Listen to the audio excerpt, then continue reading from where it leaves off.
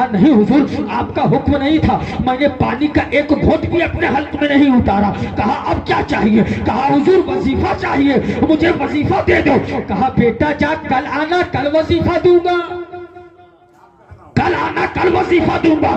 کہا آقا آپ نے کہا تھا ناشتے کے بعد۔ کہا ہاں میں نے کہا تھا مگر حکمت کو سمجھو، کل وظیفہ دوں گا، مگر جاؤ گھر تو چلے جاؤ، مگر یاد رکھنا کل جب آؤ گے نا تو آج رات بھر تو اپنے گھر میں گزارو گے۔ کہا ہاں اپنے گھر میں رہوں گا۔ کہا یاد رکھو تجھے رات بھر بھی پانی نہیں پینا ہے، جس طرح سے تو نے ناشتہ کرنے تک اور ناشتہ کے بعد تک تو نے پانی کا ایک گھونٹ نہ پیا، اسی طرح سے گھر جانے کے بعد تیرے گلے میں پانی کا ایک بوند بھی اترنا نہیں چاہیے۔ تو سرکار اعلیٰ حضرت لکھتے ہیں سرور کہوں کہ مالک و مولا کہوں تجھے، سرور کہوں کہ مالک و مولا کہوں تجھے، باغ خلیل کا گل زیبا کہوں تجھے، یا رسول ہی سے ہی بری تیرے تو وصف عیب تناہی سے ہی بری، حیران ہوں میرے شاہ کیا کیا کہوں تجھے، لیکن رضا نے ختم سخن اس پہ کر دیا، لیکن رضا نے ختم سخن اس پہ کر دیا، خالق کا بندہ خلق کا آقا کہوں تجھے، خالق کا بندہ خلق کا آقا کہوں تجھے۔ میرے پیارے یاد رکھنا یہ عظمت والدین کانفرنس میں ہم اور آپ بیٹھ کر نبی کا ذکر کر رہے ہیں کہ ہماری اور آپ کی مشترکہ کامیابی اور مشترکہ خوش نصیبی ہے۔ اس حوالے سے بس یہی چند جملے میں آپ کی بارگاہ میں گوشے گزار کر دوں۔ یاد رکھنا یہ ماں باپ دنیا کی بڑی عظیم دولت ہے، یہ دولت جب تک آپ کے سامنے رہے تو میرے نوجوانوں میرے عزیز بچوں یاد رکھنا ان کی خدمت کر لیا کرو، ان کے ساتھ حسن سلوک کر لیا کرو۔ یہ دولت بڑی پیاری دولت ہے، جب یہ دولت سامنے ہوتی ہے تو انسان ان کی قدر نہیں کر پاتا، مگر اس دل سے پوچھو جن کے سروں پر باپ کا سایہ نہیں ہے، اس دل سے پوچھو جن کے سروں پر ماں کا سایہ نہیں ہے۔ جب باپ کا سایہ سر سے اٹھتا ہے تو محسوس ایک انسان کو ایسا ہوتا ہے جیسے کہ ہمارے سروں کے اوپر سے آسمان کا سامیانہ نہیں اٹھا لیا گیا ہو۔ جب ماں دنیا چھوڑتی ہے اور خبر ملتی ہے اچانک اس وقت ایسا محسوس ہوتا ہے اس انسان کو جیسے پاؤں تلے زمین ہی کھسک گئی ہو۔ یہ بڑی عظیم دولت ہے، اس لیے جب تک یہ دولت تیرے پاس رہے ان کے ساتھ حسن سلوک کر لیا کرو، ادب کے ساتھ بات کر لیا کرو۔ آج کا ہمارا نوجوان نہ ماں باپ کی قدر کر سکا، نہ کسی اور کی قدر سکا، نہ علماء کرام کی قدر کر سکا۔ اس لیے وجہ ہے کہ انہوں نے علماء کرام کی بارگاہ میں کبھی جان میں ادب بیٹھا نہیں، تو وہ ماں باپ کے حسن سلوک کا ادب کہاں سے سیکھے گا؟ وجہ آج یہ ہے کہ نتیجہ آج یہ نکلتا ہے کہ جب ایک نوجوان گھر کے باہر کے دیواروں سے کودتے ہوئے اپنے بائکوں پہ سوار ہو کر جب گلیوں پہ ریگتے ہوئے اور دوڑاتے ہوئے جب گھر کے دروازے پر اس قدر تیزی کے ساتھ آواز لگاتا ہے، اگر گھر کا دروازہ کھولنے میں ماں نے لیٹ کر دیا تو آواز یہ دیتا ہے وہی بیٹا کہ ماں کیا تو بہری ہو گئی، کیا اب تک تو دروازہ کھولتی نہیں اور تو سنتی نہیں ہے؟ میرے نوجوانوں ذرا بتاؤ ہم کہاں جی رہے ہیں؟ کیا ہم اسی لیے پیدا کیے گئے ہیں دنیا میں کہ ماں باپ کے ساتھ بدسلوکی کریں؟ یہ بڑی عظیم دولت ہے میرے پیارے، اسے سنبھال کر کے رکھو اور جب تک موقع ملے ان کے ساتھ حسن سلوک کر کے خدمت کر لیا کرو اور اپنی آخرت کو سنوارا کرو۔ میرے پیارے یاد رکھنا رب نے تمہیں کتنی عظیم دولت عطا کی ہے کہ رب نے تمہیں مسلمان بنایا ہی، یہ سب سے بڑی کامیابی اور سب سے بڑی خوش نصیبی ہماری اور آپ کی۔ آج کے اس دور میں یاد رکھنا جو ایمان کے ساتھ قبر کے پیٹ میں، اس پرفتن دور میں جو ایمان کے ساتھ قبر کے پیٹ میں لیٹ گیا، یاد رکھنا اس دور میں سب سے بڑا مجاہد وہ ہے۔ نہ جانے کب ہمیں ٹھوکریں لگ جائے اور من گھڑت توحید کے درس دینے والے ایمان کے لٹیرے ہمارے اور آپ کے ایمان کو لٹ جائے اور ہمیں اور آپ کو احساس تک نہ ہوگا۔ اس لیے اس دور میں یہ زمانہ وہ چل رہا ہے کہ ایمان کی حفاظت بہت ضروری ہے۔ جب خدا کی بارگاہ میں دعائیں کرو نا تو کبھی دولت مت مانگنا، خدا کی بارگاہ میں جب ہاتھ اٹھاؤ تو یہ مت مانگنا کہ مولا ہمیں اچھی گاڑی دے دے، مولا ہمیں اچھے مکان دے دے، یہ کبھی دولت مت مانگنا۔ جب خدا کی بارگاہ میں ہاتھ اٹھانا تو ایک ہی دعا دینا، ایک ہی دعا کرنا کہ پروردگار میرا خاتمہ ایمان کے ساتھ ہو، میرا خاتمہ ایمان کے ساتھ ہو۔ جس بڑے پیر دستگیر کے بارگاہ میں راتوں دن ہم خراج عقیدت پیش کرتے ہیں، جن کے دروازے سے ولایت کے خیرات بڑھتی ہے، जो ठोकरे मार दे तो मुर्दा जिंदा हो जाए, जिन्हें पूरी दुनिया सरकार गौसुल आजम हिंद के नाम से जानती और पहचानती है। वो सरकार गौसुल आजम, वो सरकार शाइख अब्दुल कादिर जिलानी फरमाते हैं कि ईद का दिन है, मुरीदीन खुश हैं, गुलाम खुश हैं, बच्चों के घरों में खुशियों की लहर है। घर में बच्चे दौड़ रहे हैं, लोग अलग अलग खुश हैं, मोहल्ले में लोगों के नजरों में खुशी की हर खुशी के सौगात बांट रहे हैं। हर कोई खुश है उस दौरान, क्योंकि ईद का दिन है ना। ईद का दिन बच्चा अलग खुश होता है, नौजवान अलग खुश होता है, बूढ़ों के लबों पर अलग खुशी होती है। मगर ईद के दिन सरकार शाइख अब्दुल कादिर जिलानी के लबों पर मुस्कुराहट नहीं बल्कि आंखों में आंसुओं का सैलाब है। गुलामों ने कहा, आका आज ईद का दिन है, ईद का दिन आप रोते क्यों हैं? आज तो खुशी का दिन है ना, लोग खुशी मना रहे हैं, बच्चे मोहल्ले में खेल रहे हैं, घर की माएं बहनें खुश हैं क्योंकि ईद है आज।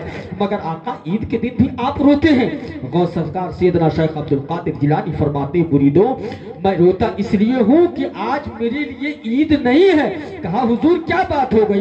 पूरी दुनिया में आज खुशी है ईद की, आप कहते हैं कि मेरे लिए ईद नहीं है। सैयदना शेख अब्दुल कादिर जिलानी की कौल को याद रखो और अपने सीने में बसा लो। सैयदना हमारे और आपके बड़े पीर दस्तगीर फरमाते हैं, गुलामों याद रखना अब्दुल कादिर के लिए ईद उसी दिन होगी जिस दिन अब्दुल कादिर का खात्मा ईमान पर होगा।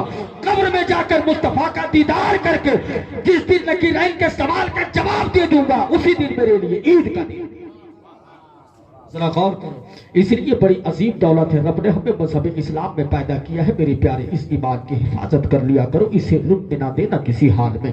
मन गढ़ा तौहीद के दर्स देने वाले ईमान के लुटेरे हर चहार जानिब घूम रहे हैं। जरा गौर करो, वो पाक परवरदिगार इसी कायनात में 18,000 मखलूकात को पैदा फरमाता है।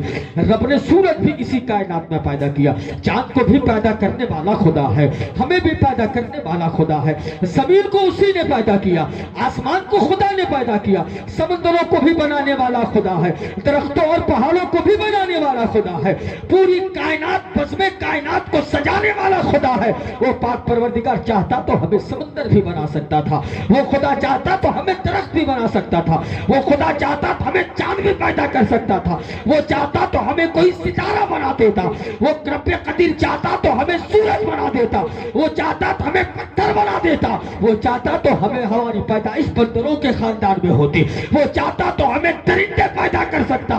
मगर एहसान है उस पाक परवरदिगार का जिसने हमें दरख्त नहीं पैदा किया, जिसने हमें पेड़ पौधे नहीं बनाया, जिसने हमें चांद नहीं बनाया, जिसने हमें सूरज नहीं बनाया, जिसने हमें दरख्त नहीं बनाया, बल्कि हमें खुदा ने अगर पैदा किया है और बनाया है तो हमें इंसान बनाया है। जरा गौर करो, हम इंसान है जिसके हवाले से खुदा कहता है, लक़द ख़लक़ल इंसान फ़ी अहसनि तक़वीम। लोगों मेरी सबसे अच्छी तकलीफ पूरी कायनात में सबसे सुंदर कारीगरी जो मेरी है वो इंसान है। रब ने हमें अशरफुल मखलूकात बनाया है। फिर कैसा इंसान बनाया, जरा गौर करना मुसलमानों। रब ने हमें इंसानों में सबसे बेहतर, पूरी दुनिया में न जाने कितने मज़ाहिब हैं, मगर उन तमाम मजहबों को छोड़कर रब ने हमें मजहब इस्लाम में पैदा फरमाया है। और फिर मजहब इस्लाम में पैदा फरमाया, जरा गौर करें, इसी कायनात में रब ने 1,24,000 कमोबेश अंबिया किराम को भेजा। आदम इसी जमीन पे आए, यहया इसी जमीन पे आए, इदरीस इसी जमीन पे आए, यूसुफ इसी जमीन पे आए, याकूब इसी जमीन पे आए, ईसा इसी जमीन पे आए, मूसा इसी जमीन पे आए। 1,24,000 कमोबेश अंबिया किराम को रब ने भेजा। मगर ये हमारी खुशबख्ती और अपने मुकद्दर पे नाज करो कि रब ने हमें आदम को उम्मती नहीं बनाया, रब ने हमें यूसुफ को उम्मती नहीं बनाया, रब ने हमें मूसा को उम्मती बनाकर नहीं भेजा, रब ने हमें ईसा को उम्मती नहीं बना करके भेजा, बल्कि रब ने अगर हमें पैदा किया है तो सज्जदुल अंबिया, सज्जदे अबरार, आमना के लाल मुस्तफा का उम्मती बना करके भेजा है। इसलिए कामयाबी चाहते हो तो उस नबी से प्यार कर लो जिसके लिए डॉक्टर इकबाल ने बहुत पहले कहा था कि मोहम्मद से वफा तूने तो हम तेरे हैं, ये जहां चीज है क्या लौहो कलम के।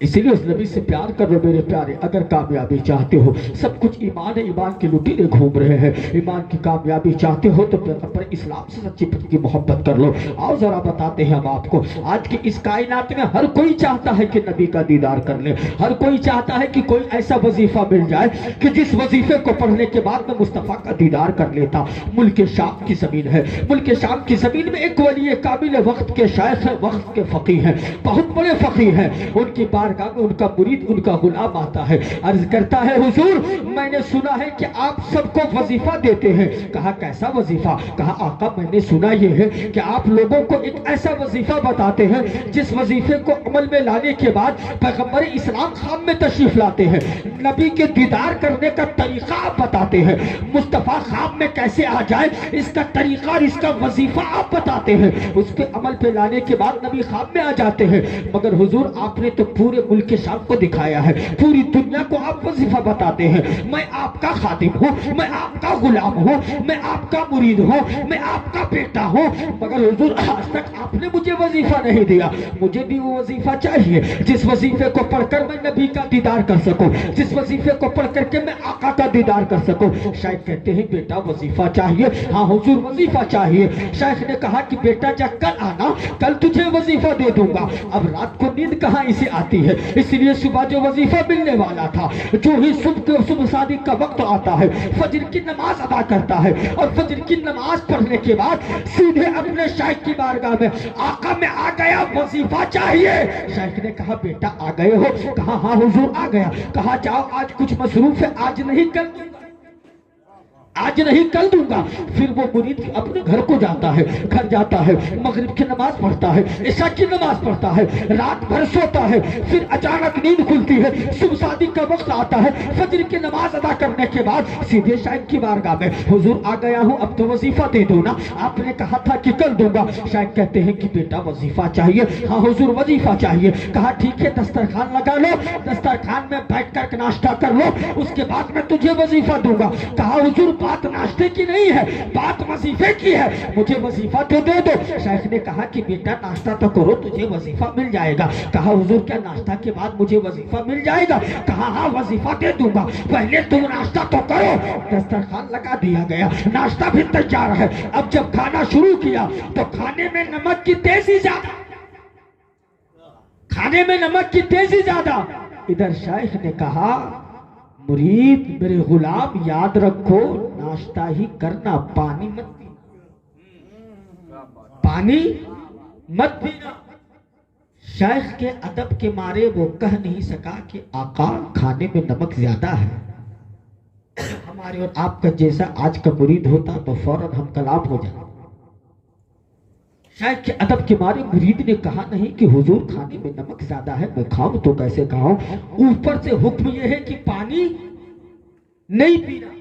ذرا غور کریں، جس انسان کو کھانے میں نمک زیادہ دے دیا جائے اور کھانے میں نمک کی تیزی ہو، اوپر سے پانی بند کر دیا جائے، اس انسان کی حالت کیا ہوگی آپ خود اندازہ لگا سکتے ہو۔ مگر شاید کا حکم تھا، ادب کے مارے کھاتا گیا۔ جب کھانا ختم ہو گیا پانی نہ ملا، کہا حضور میں نے ناشتہ کر لیا۔ کہا سب ختم ہو گیا؟ کہا ہاں حضور سب ختم کر دیا۔ کہا پانی تو نے پیا تھا کیا؟ کہا نہیں حضور آپ کا حکم نہیں تھا، میں نے پانی کا ایک گھونٹ بھی اپنے حلق میں نہیں اتارا۔ کہا اب کیا چاہیے؟ کہا حضور وظیفہ چاہیے، مجھے وظیفہ دے دو۔ کہا بیٹا جا کل آنا، کل وظیفہ دوں گا، کل آنا کل وظیفہ دوں گا۔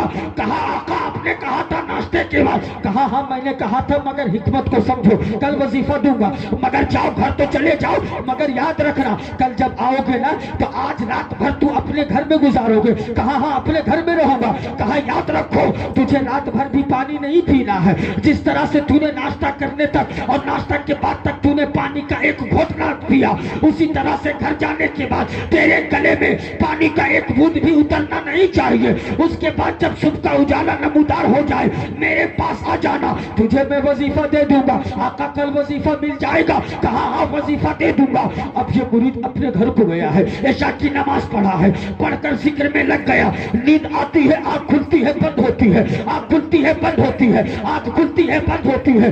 اتنے میں صبح صادق کا وقت آ گیا۔ اب دیکھا کہ مؤذن نے حی علی الصلاۃ حی علی الفلاح کی آواز کو بلند کر دیا ہے، مسجد کی طرف گیا، صبح کی نماز ادا کر لیا۔ نماز ادا کرنے کے بعد سیدھے شیخ کی بارگاہ میں اب کہتا ہے آقا آ گیا ہوں وظیفہ دے دو، آقا آ گیا اب تو وظیفہ دے دو۔ مرید نے جب یہ سوال کیا ہے پھر وہ مرشد فرماتے ہیں میرے غلام آ گئے ہو؟ ہاں حضور آ گیا ہوں، اب کیا چاہیے؟ کہا حضور وظیفہ چاہیے، آپ نے آج بلایا تھا، میں آج آ چکا ہوں، آج مجھے وظیفہ چاہیے۔ شیخ نے کہا کہ بیٹے ذرا یہ بھی بتا دے کیا تو نے گھر جا کر پانی پیا تھا؟ کیا تو نے گھر جا کر پانی کا ایک بوند بھی اپنے گلے میں اتارا تھا؟ کہا خدا کی عزت کی قسم المومن اذا وعد، مصطفیٰ نے فرمایا ہے کہ مومن وہ ہے جب وعدہ کرے تو وہ پورا کرے۔ حضور میں آپ کا مرید ہوں، میں آپ کی بات نہیں ٹال سکتا تھا، میں آپ کی بات کو کیسے ٹھکراتا؟ میں نے آپ سے وعدہ کیا تھا کہ گھر جانے کے بعد بھی میں پانی نہ پیوں گا۔ رات بھر پانی کے لیے تڑپتا رہا، رات بھر میں ترستا رہا کہ کہیں سے پانی مل جائے۔ پانی تو تھا مگر میں نے آپ سے جو وعدہ کر لیا تھا، اس لیے میں پوری رات پیاسا رہ گیا مگر پانی کا ایک گھونٹ بھی نہیں پیا۔ پوری رات پیاسا رہنا منظور تھا مجھے مگر پانی کا ایک بوند بھی میں نے اپنے گلے میں نہیں اتارا۔ اب شیخ نے کہا اے بیٹا اب ذرا یہ بتا دے جب تجھے نیند آ گئی تھی تو کیا دیکھ رہا تھا؟ تیری نظریں کدھر کدھر جا رہی تھی؟ غلام کہتا ہے آقا کیا بتاؤں، جب میری آنکھ لگ گئی تو میری نگاہ جدھر جاتی تھی سمندر نظر آتا تھا، جدھر جاتی تھی دریا دیکھتا تھا، جدھر میری نگاہ جاتی پانی ہی پانی دکھتا تھا، جدھر میں نظر اٹھاتا تھا تو سمندر اور دریا کی طغیانی اور چاروں طرف پانی ہی پانی نظر آتا تھا۔ شیخ نے کہا نادان تو جھوٹا ہے، تیری محبت جھوٹی ہے۔ ارے جب تیرے دل میں پانی کی طرف اور پانی کا اشتیاق پیدا ہو گیا تو تیرے خواب میں پانی آ گیا۔ وظیفے کی کیا ضرورت ہے؟ مدینے والے مصطفیٰ کی طرف اپنے دل میں پیدا کر لے۔ جب تیرے خواب میں پانی آ سکتا ہے تو مدینے والے آمنہ کا لال تیری خواب میں کیوں نہیں آ سکتا؟ واہ نعرہ تکبیر، نعرہ رسالت، مسلک اعلی حضرت اقبال احمد مصباحی